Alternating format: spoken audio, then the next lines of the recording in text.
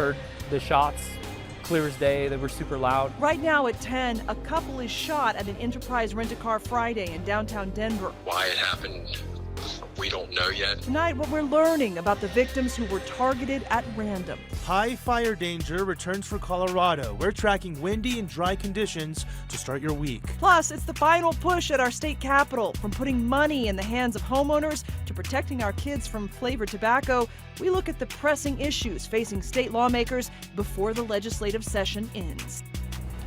Thank you for joining us tonight for Denver 7 News at 10. I'm Jacqueline Allen. And I'm Brian Wang. Tonight we're learning more about the two victims of a random shooting on Broadway Friday outside the Enterprise Rent-A-Car in Denver. One man was killed. His wife is still in critical condition.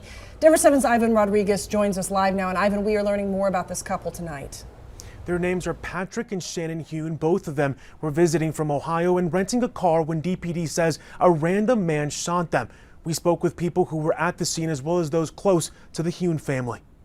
For the last few days, Matthew Dodge hasn't forgotten about the sounds he heard from his home near 3rd and Broadway. It's on my mind a lot because I think about the shots that I heard and the fact that one or two of those shots took a life. As soon as he heard the shots coming from the nearby Enterprise Rent-A-Car, he peeked outside. Following the shots, I heard someone screaming, so I ran over to my window.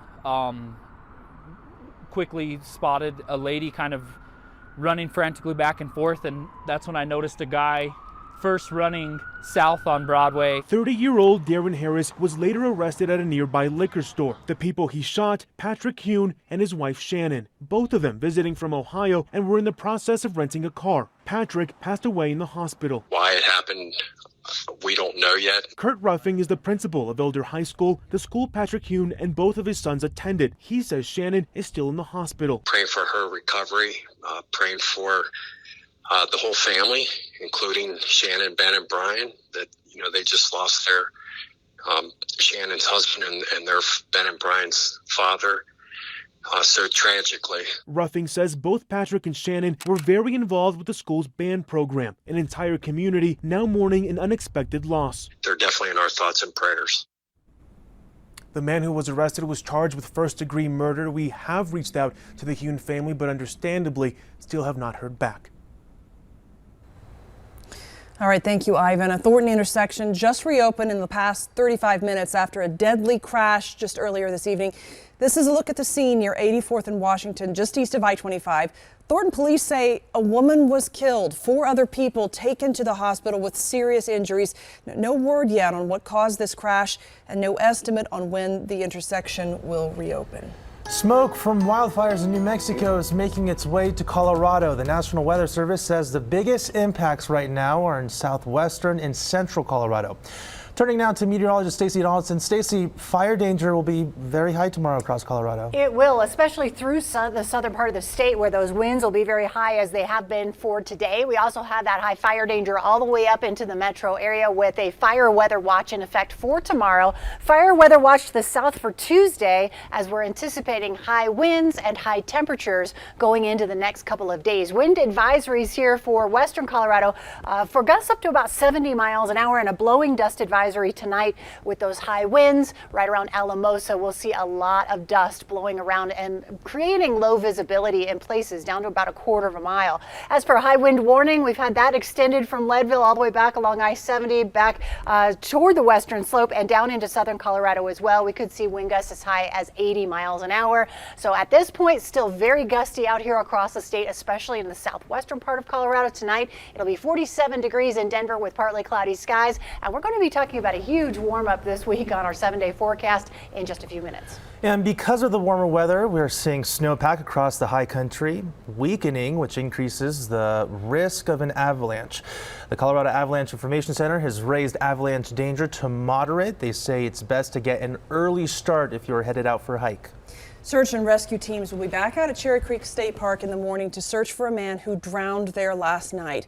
Colorado Parks and Wildlife says the 29-year-old man was riding on a tube that was being pulled by a boat when he fell off and went underwater. He never came back up. CPW says the man was not wearing a life jacket, which is required under state law for anyone being pulled on an inner tube. All agencies involved at this point are trying to find a little bit that find that piece of closure for the family, and our condolences really go out to the family members in situations like this.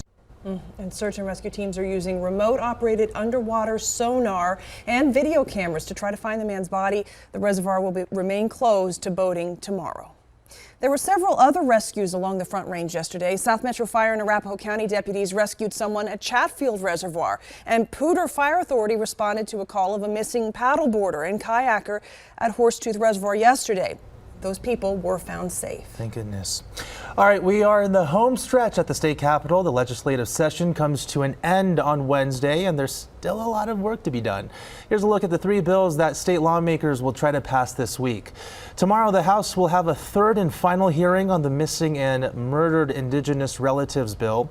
It would create an office within the state's Department of Safety dedicated to investigating cases of missing and murdered Indigenous people. It already passed the state Senate.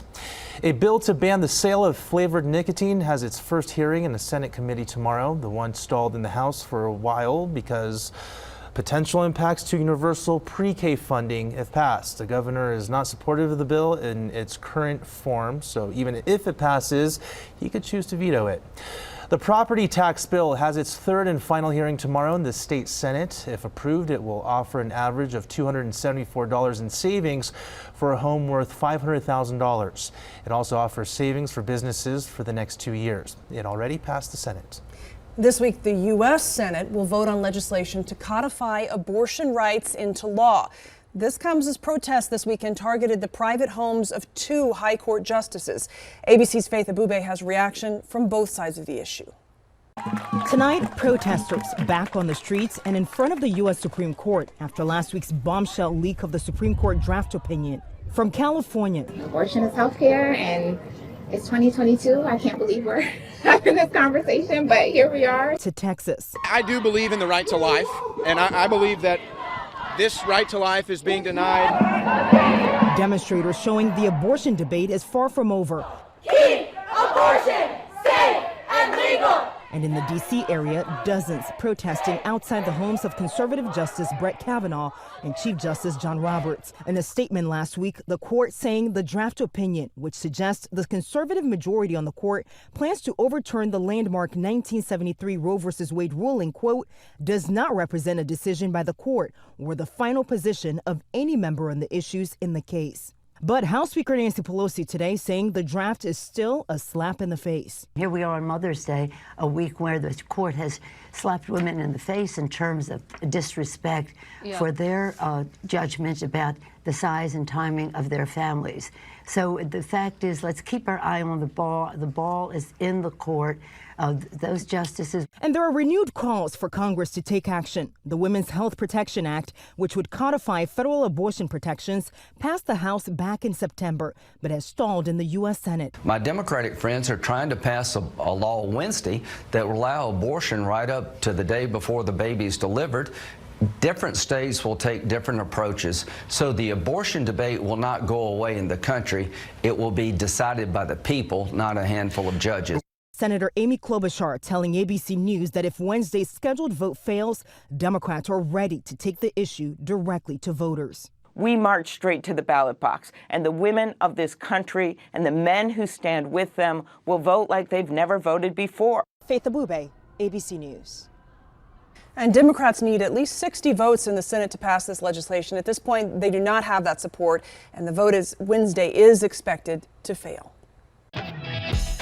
Electric vehicles are the future, and Colorado is leading the way. Every day another car company comes out with an electric car. New federal funding could help our state advance its mission even further. We're in the process right now of getting our arms around it. And wild horse activists aren't giving up the fight. We have details on a planned protest at the BLM office in the Denver Metro tomorrow. Plus, finding comfort through shared pain, how an organization helped young women this Mother's Day. It's just to provide a really positive role model, but also to show the girls that loss is survivable.